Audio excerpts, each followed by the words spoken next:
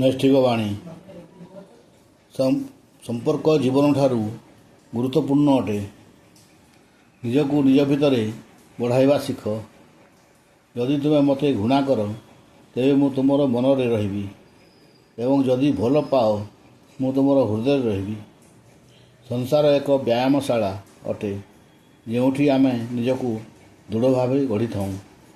जेपर्यंत लक्ष्य रे न पहुँचीछ जाग्रत रुह। बीती जाइथिबा दिन गुड़िक आम पाई स्मृति और आगक आसुथिबा दिन गुड़िक स्वप्न अटे। परस्पर को प्रेम कर किंतु प्रेम को सीमाबद्ध कर नहीं। कार्यकारी होई पारुथुबा स्वल्प ज्ञान कार्य रे लागु नथिबा बृहत ज्ञान ठारू अधिक मूल्यवान। प्रेम और संदेह मध्य रे केवी भी उत्तम संपर्क स्थापन करी हेबो नाही। मु गपुड़ांक ठारू शांत रहिबा, अधैर्यंक ठारू धैर्य रखिबा, निर्दय ठारू दया करिबा गुण शिक्षा करिछि।